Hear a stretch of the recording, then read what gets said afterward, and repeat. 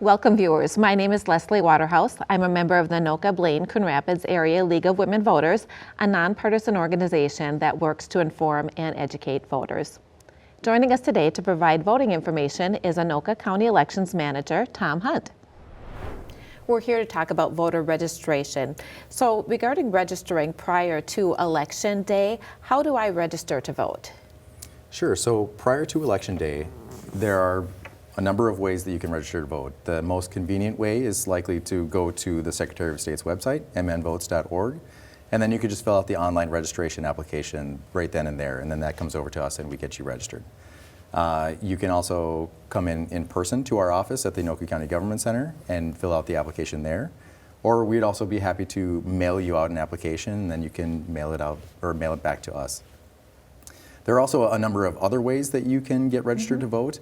So if you are moving, then you can always register to vote through the U.S. Postal Service. You can register when you're going in to get a new driver's license. So there are a number of ways that you can register to vote prior to Election Day. And what proof of identity and residence do I need to register? Sure, when you're registering prior to Election Day, when you fill out that application, you will want to provide either your driver's license number or the last four numbers of your Social Security number. Because when we process that application, we do send that information off to the Department of Vehicle Services or the Social Security Administration to verify that those numbers are correct. So you will need to provide one of those. Is my personal information kept private?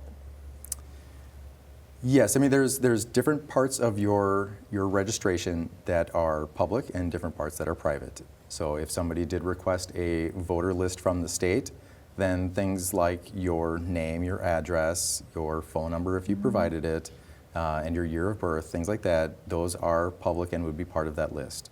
So that's just something to keep in mind.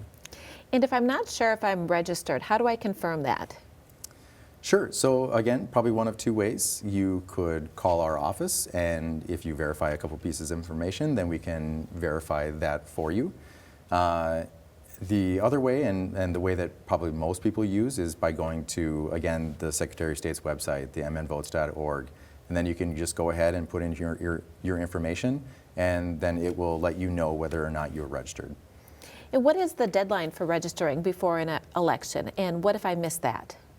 Sure, so the deadline to register is end of day on the 21st day before the election. So if you register prior to that, then your name will be on the roster on Election Day.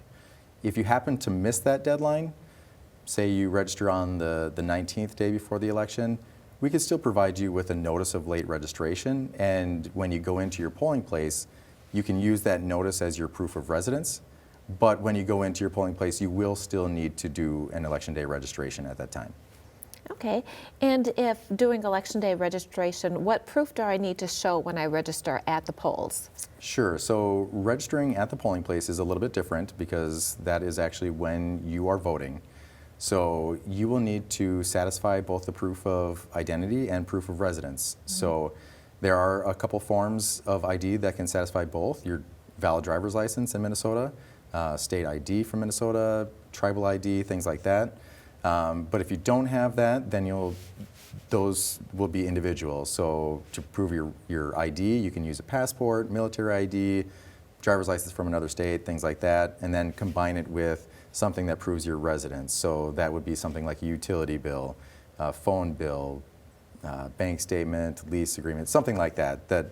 And there is a list on the Secretary of State's website that can tell you exactly what you need. So you definitely want to bring that to the polling place. And if I don't have proof, can I still vote? You sure can. So there are a couple of ways where you could still vote if you've maybe recently moved and don't have those things yet. If you moved to a different precinct, you can have somebody who is currently a registered voter in that precinct come with you to the polling place, and they can vouch for you. So they'll sign an oath saying that they know that you do live in that precinct and where you say that you live. But then also if you moved in the same precinct, or maybe you changed your name and you have a valid registration in that precinct already, then we can use that as well. Well, thank you. You're welcome.